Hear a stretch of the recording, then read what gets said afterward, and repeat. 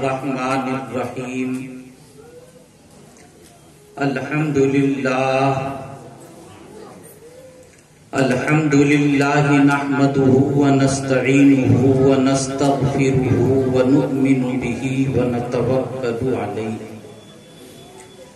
ونعوذ باللہ من شرور انفسنا ومن سیئات اعمالنا من يهده الله فلا مضل له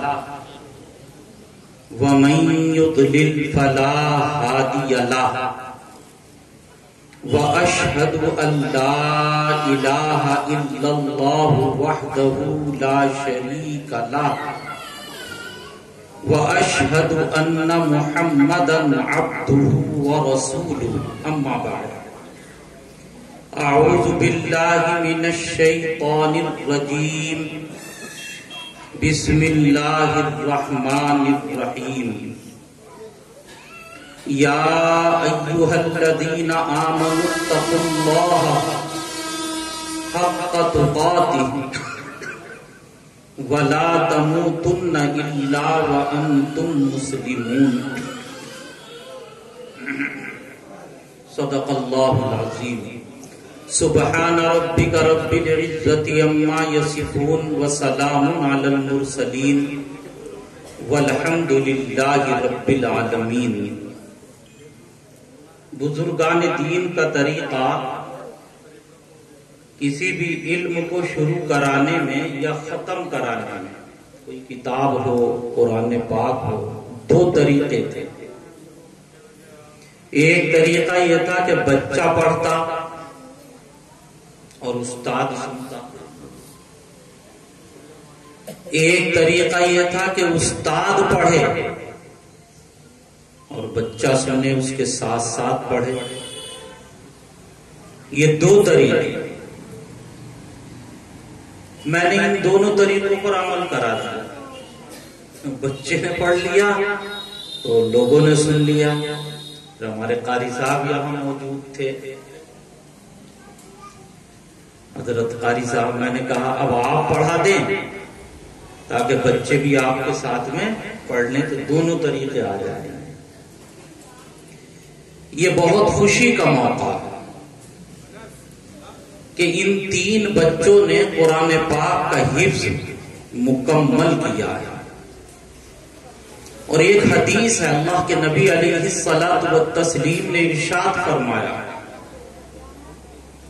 کہ قرآن پاک کے ختم پر،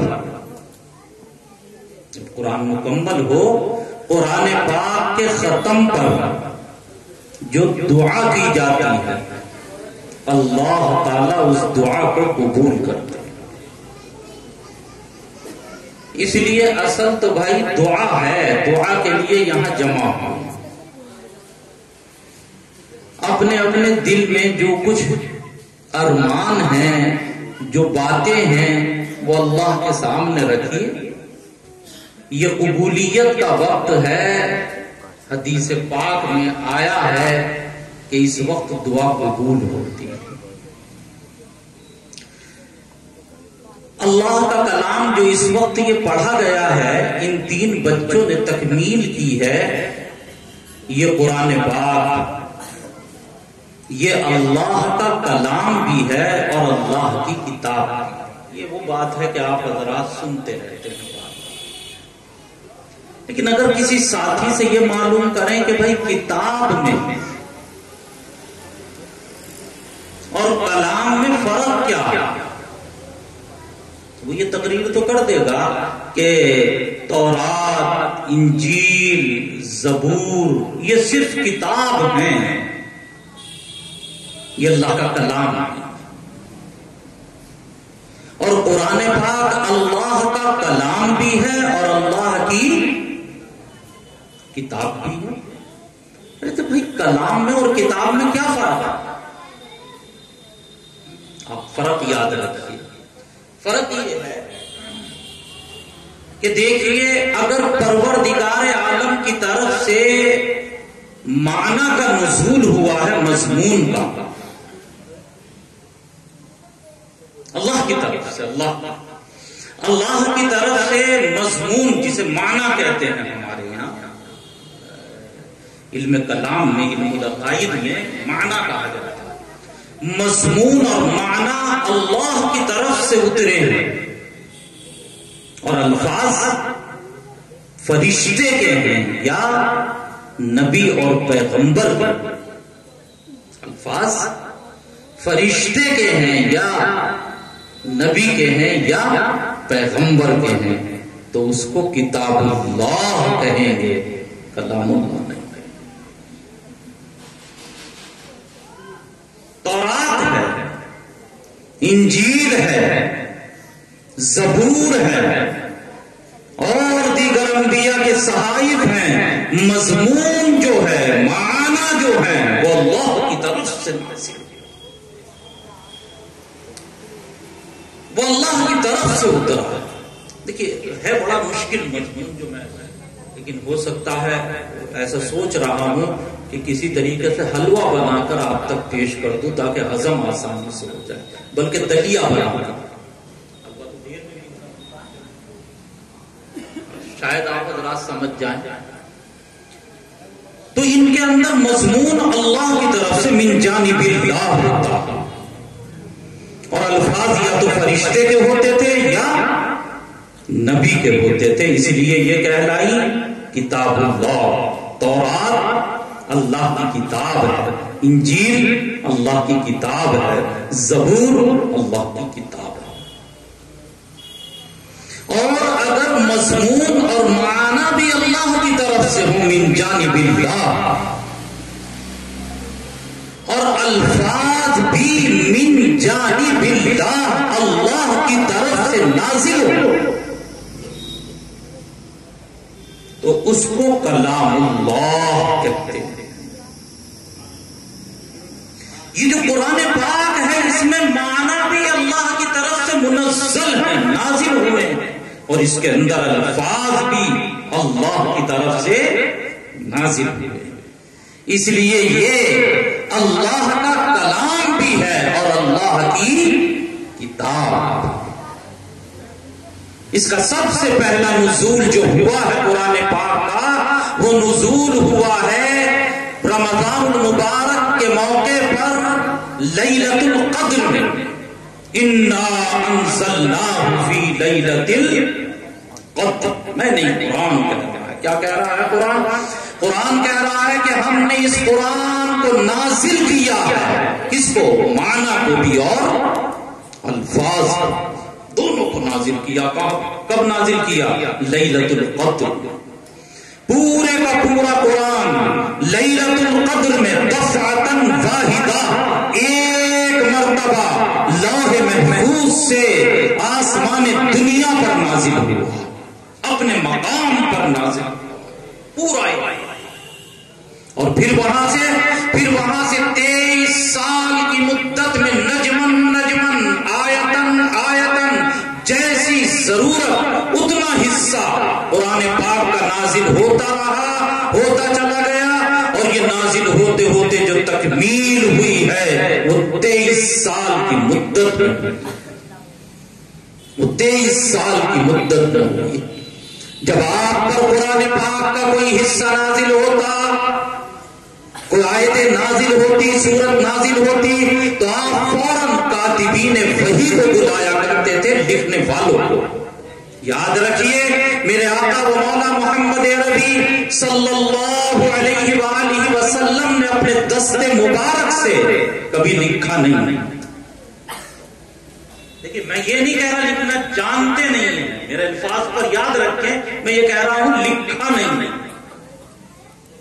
اس کی حکمتیں ہیں، کچھ بیان کرنے کا موقع نہیں ہے، کبھی لکھا نہیں ہے۔ آپ لکھنے والوں کو بلاتے، اور لکھنے والوں میں بہت سارے لوگ تھے۔ صدیق اکبر یہ بھی لکھنا جانتے تھے، فاروق اعظم یہ بھی لکھنا جانتے تھے، عثمان غنی یہ بھی لکھنا جانتے تھے، علی مرتضیٰ یہ بھی لکھنا جانتے تھے، زید بن ثابت یہ بھی لکھنا جانتے تھے، امیر معاویہ یہ بھی لکھنا جانتے تھے، حضرت زید بن ثابت یہ بھی لکھنا جانتے تھے، معاذ بن جبل یہ بھی لکھنا جانتے تھے۔ ایک لمبی فہرست ہے جو صحابہ میں لکھنے کے ماہر تھے، ان کو کہا جاتا ہے کاتبین وحی، وحی کے لکھنے والے۔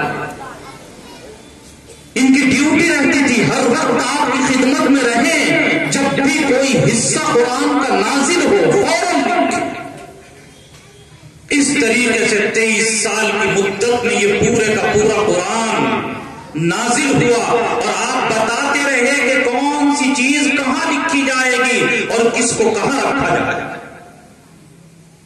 ورنہ آپ غور کریں کہ سب سے پہلی آیت جو نازل ہوئی ہے وہ ہے اقرأ بسم ربک الذی خلق، خلق الانسان من علق۔ یہ تو پہلی آیت نازل ہوئی ہے، لیکن ہے کون سے پارے میں؟ 31 میں اونچا سنتا ہوں نا میں، کبھی کچھ کا کچھ آ جاتا ہے سمجھ۔ 30ویں پارے میں، 30ویں پارے میں وہاں رکھی گئی ہے۔ کس نے رکھی ہے؟ یہ کسی ملا نے نہیں رکھی، کسی مولوی نے نہیں رکھی، کسی مفتی نے نہیں، یہ بھی اللہ تبارک و تعالیٰ کے حکم سے ان کے نبی صلی اللہ علیہ وسلم نے رکھی۔ اس طریقے سے یہ پورے کا پورا قرآن مرتب ہوا، اور حضور پاک علیہ الصلوۃ والتسلیم نے یہ قرآن اسی طریقے سے حضرات صحابہ کو سکھایا۔ جیسے ہم پڑھتے ہیں نا، پہلے کون سی سورت پڑھتے ہیں؟ سورہ فاتحہ، ایسے ہی ہے نا، پھر اس کے بعد سورہ بقرہ، پھر اس کے بعد سورہ آل عمران، پھر اسی طریقے سے چلتے چلتے آخر میں ہم سورۃ الناس پڑھتے ہیں، قل اعوذ برب الناس۔ یہ اسی ترتیب کے ساتھ آقا مدنی صلی اللہ علیہ وسلم نے صحابہ کو سکھایا، اسی ترتیب کے ساتھ۔ چنانچہ آپ کی حیات مبارکہ میں صحابہ کی ایک بڑی تعداد تھی جو پورے قرآن پاک کی حافظ تھی، اور سہوارے والوں کو اس کے اوپر خوش ہونا چاہیے کہ جس نے اس مضمون کے اوپر اردو میں سب سے پہلے قلم اٹھایا وہ اسی سرزمین سہوارہ کا ایک اللہ کا بندہ تھا۔ اردو میں جس نے سب سے پہلے اس مضمون پر قلم اٹھایا۔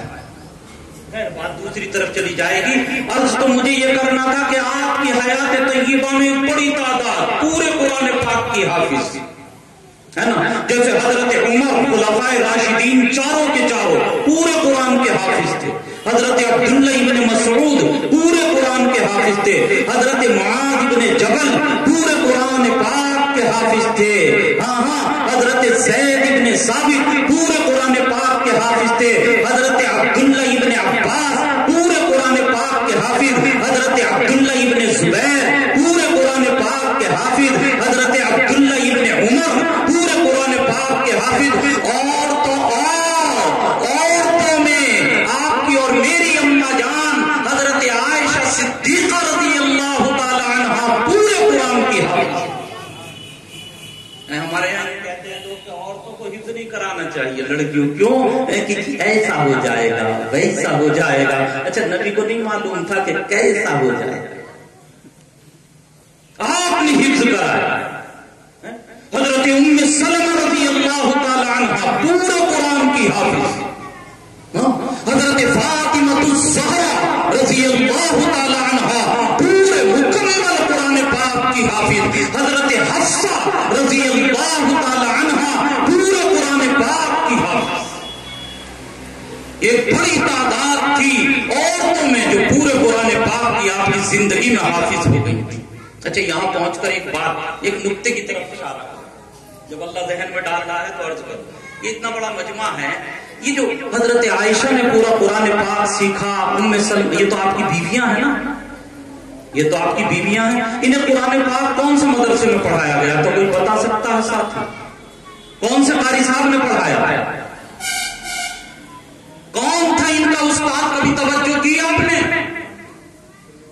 آپ سہوارہ کے رہنے والے ہیں، یہ علم و عرفان کا مرکز رہا ہے، یہ قرآن کا مرکز رہا ہے، یہ علماء کی بستی رہی ہے، یہ حفظ الرحمان کا مرکز رہا ہے۔ بتاؤ کبھی غور کیا کہ اسے پڑھانے والے کون؟ عائشہ نے کون سی اسکول میں پڑھا تھا رضی اللہ تعالی عنہ؟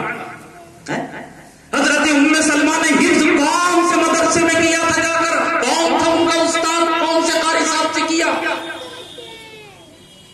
آپ کہاں تک غور کریں کریں گے، میں حل کرتا ہوں اس مسئلے کو. یاد رکھیے ازواج مطہرات نے جو قرآن پاک پڑھا ہے، آپ نے جو قرآن پاک پڑھا ہے تمام بیویوں نے، اور جب میرے آقا اس دنیا سے تشریف لے جا رہے ہیں تو کتنی بیویاں ہیں اس وقت ہے یاد بھائی؟ 9. کتنی؟ یہ 9 کی 9 بیویاں قرآن پڑھے ہوئے ہیں، اور ان کو قرآن سکھانے والے، قرآن پڑھانے والے کوئی اور نہیں، ان کے شوہر حضور اکرم صلی اللہ علیہ وسلم. لہذا ایک سنت معلوم ہوئی، ایک سنت یہ بھی ہے کہ شوہر بیوی کو قرآن پڑھائے، یہ بھی سنت. یہ تو پتا چلا کہ بیوی کو میٹھا کھلائے، یہ بھی سنت ہے. ہنس کر بات کرے، یہ بھی سنت ہے. یہ فقیر یہ بتانے کے لیے آیا کہ شوہر بیوی کو قرآن پڑھائے، یہ بھی سنت ہے. لیکن برا مت مانیے گا ہمارے یہاں ائمہ کی، ہمارے یہاں قاری صاحب کی، کہ اگر بیٹھ گئے قرآن پڑھنے کے لیے تو جھما دے پورے کے پورے مجمع کو، ہے نا. اور امامت کرتے کرتے 30 برس ہو گئے، اور پوچھے کہ کتنے بچے حافظ ہو گئے تو کہیں گے کہ 500 بچوں کو پڑھا دیا، کوئی کہے گا 600 بچوں کو پڑھا دیا، کوئی کہے گا 50 سال قرآن پڑھا دیا. اور اگر ان کی بیگم صاحب سے، قاری صاحب کی بیگم صاحب سے قرآن پاک سن لو تو ایسا فارسی میں پڑھے گی کہ اللہ مولا. پوری زندگی ہو گئی، کبھی ایک رکو سنا ہی نہیں اللہ کے بندے نے کہ بیگم صاحب مجھے ایک رکو سنا. ہاں یہ تو کہا کہ کپڑے پڑے، یہ تو بتایا پرہیز ایسے ہوگی، یہ تو بتایا چائے ایسے بنے گی، یہ تو بتایا کہ دال ایسے بنے گی، گوشت ایسے بنے گا، یہ تو بتایا کہ روٹی ایسے بنے گی. لیکن اللہ کے بندے امام کو کبھی اس بات کی توفیق نہیں ہوئی کہ یہ بھی بتائے کہ قرآن ایسے پڑھا جائے. یہ بھی تو سنت ہے، یہ بھی تو سنت ہے، یہ بھی سنت ہے کہ اہلیہ محترمہ کو قرآن سنیں. اگر ان کے قرآن کے اندر مجہول ہے، مخارج کی ادائیگی صحیح نہیں ہے، تو سوال ہوگا سب سے پہلے کہ 500 کو پڑھا دیا، ارے گھر کے اندر کیا ہوا؟ تو اللہ کے نبی علیہ الصلوۃ والتسلیم نے یہ قرآن اپنے صحابہ کو پڑھایا، اور صرف آپ پڑھایا نہیں کرتے تھے، سنتے بھی تھے. مسجد النبوی میں تشریف لائے اپنے کمرے سے، حدیث یاد آ رہی ہے، سناؤں جلدی سے. جب آپ تشریف لائے، دیکھیں کوئی حضرات برا نہ مانے میری بات، ایک سنت بتائیے، اللہ مجھے آپ کو عمل کی توفیق عطا. تو عرض کیا کر رہا تھا؟ ہاں، گھر سے تشریف لائے. جب تشریف لائے تو مسجد کے اندر ایک صحابی بیٹھے ہوئے، ان کا نام ہے سب سے بڑے قاری حضرت ابی بن کعب رضی اللہ، سب سے بڑے سید القراء کہا جاتا ہے. سید القراء کا مطلب سب سے بڑے. آپ آئے، اور آپ جب آئے تو یہ قرآن پڑھ رہے تھے، بڑی جھوم کر قرآن پڑھ رہے تھے، قرآن کے بڑے عاشق تھے حضرت ابی بن کعب رضی اللہ. جب آپ آگے کھڑے ہوئے یہ خاموش ہو گئے. آئے آئے میرے نبی علیہ الصلوۃ والتسلیم نے ارشاد فرمایا کہ ابی قرآن کہنے لگے یا نبی اللہ آپ پر قرآن نازل ہوا، آپ کے سامنے میں پڑھوں یہ تو بے ادبی ہے. کہا کہ نہیں، اللہ نے مجھے حکم دیا ہے. کون؟ نبی فرما رہے ہیں. کیا مرتبہ ہوگا اللہ، کیا کہہ رہے ہیں کہ اللہ نے مجھے حکم دیا ہے کہ ابی بن کعب قرآن پڑھے اور میرا حبیب قرآن سن. بس اتنا سننا تھا. حضرت ابی بن کعب کی خوشی کا ٹھکانہ نہ رہا. احادیث کے اندر یوں آتا ہے کہ فوراً حضرت ابی بن کعب نے ایک سوال کیا اور یہ کہا اللہ سمانی یا رسول اللہ، کیا پروردگار عالم نے عرش کے اوپر میرا نام لیا؟ سمانی کے عرش پر میرا نام لیا. ابی بن کعب کہتے ہیں. تو آپ نے فرمایا ہاں ابی بن کعب، اللہ نے تیرا نام لیا. اللہ نے تیرا کیا لیا ہے؟ نام لیا ہے. لہذا تو پڑھ. تو کون پڑھ رہے ہیں؟ حضرت ابی بن کعب پڑھ رہے ہیں اور آپ سن رہے ہیں. تو ایک اور بات معلوم ہو گئی. کیا معلوم ہوا؟ کہ قرآن کا پڑھنا بھی ثواب ہے، اور کوئی قرآن پڑھے تو اس کا سننا بھی کیا ہے بھائی؟ ثواب ہے. لیکن ثواب 2 شرطوں کے ساتھ. کون کون سی؟ اذا قرئ القرآن فاستمعوا له وانصتوا. دونوں شرطیں قرآن میں آئی. ایک شرط کیا ہے کہ جب قرآن پڑھا جائے تو کیا ہو جائے بھائی؟ بالکل خاموش۔ دوسری شرط کیا ہے کہ قرآن پاک جب پڑھا جائے تو غور سے سنیں۔ کیسے سنیں؟ غور سے۔ تو خیر حاصل یہ نکلا کہ اللہ کے نبی علیہ الصلوۃ والتسلیم نے یہ قرآن کس کو سکھایا؟ صحابہ۔ اور پھر صحابہ نے یہ قرآن پاک اسی طریقے سے پڑھا کیسے جائے گا، بولنا کیسے ہوگا، اخفا کیسے ہوگا، تا کا مخرج کیا، تا کا مخرج کیا، سنو سنو اے حفاظ سنو، اے قرآن کے پڑھنے پڑھانے والوں سنو۔ پھر صحابہ نے یہ قرآن اسی طریقے سے کہ الحمد کیسے پڑھا جائے گا، اعوذ برب الفلق کیسے پڑھا جائے گا، سانس کہاں ٹوٹے گا، کہاں سانس نہیں ٹوٹے گا، کہاں پر آیت ہے کہاں پر آیت نہیں ہے، اسی طریقے سے یہ قرآن کہاں پر صبر آئے گا جناب، کہاں پر زیر آئے گا، کہاں یا ہے کہاں تا ہے، کہاں تا ہے کہاں جیم ہے، کہاں چھوٹی ہے کہاں بڑی ہا ہے، یہ تمام کی تمام تفصیل کے ساتھ یہ پورا قرآن صحابہ نے تابعین کو سکھایا اور تابعین نے تابعین کو سکھایا، اور یہ سلسلہ چلتے چلتے چلتے آج ہم تک آیا ہے، ہم تک آیا ہے۔ ہم پورے یقین کے ساتھ اعلان کرتے ہیں اس مجمع کے اندر کہ الحمدللہ ثم الحمدللہ ہمارے پاس وہ کتاب موجود ہے جو بالکل اوریجنل ہے۔ آج سے 1500 سال پہلے جس شان کے ساتھ، جس لب و لہجے کے ساتھ، جن حروف کے ساتھ، جن ادائیگی کے ساتھ یہ قرآن پاک مکہ اور مدینہ میں نازل ہوا، اسی حالت کے اوپر الحمدللہ آج تک یہ قرآن پاک موجود ہے۔ جس طریقے سے آج سے 1500 سال پہلے جبرائیل نے پڑھ کر نبی کو سنایا تھا اور نبی نے صحابہ کو سکھایا تھا اور صحابہ نے تابعین کو سکھایا تھا اور تابعین نے تابعین کو سکھایا تھا، خدا پاک کی قسم سہوارے میں بھی آج جب ایک حافظ اپنے شاگردوں کو قرآن پڑھاتا ہے تو اسی طریقے پر پڑھایا جاتا ہے۔ اس میں کوئی ذرہ برابر کمی نہیں، زبر زیر کا کوئی فرق نہیں، نقطوں کا کوئی فرق نہیں۔ یہ قرآن پاک جیسے نازل ہوا الحمدللہ اسی شکل کے اوپر بھی کمالی ہی بھی تمامی ہی آج تک موجود ہے الحمدللہ۔ بس ہمارا کام یہ ہے کہ ہم اس قرآن پاک کو لینے والے بنے۔ آپ نے اپنے بچوں کو بھیجا، 40 بچے بتا رہے ہیں، کیا نام ہے، حفظ نہیں جو حفظ کرا رہے ہیں، قاری ذیشان صاحب، اتنے بچے 40 پورے مدرسے میں نہیں 40، کبھی آپ سوچے پورے مدرسے میں 40 نہیں، درجہ حفظ میں 40 بچے پورے مدرسے میں، تو 400 کے قریب آس پاس بتا رہے ہیں، میرے ذہن میں نہیں رہا، انہوں نے ذکر کیا تھا۔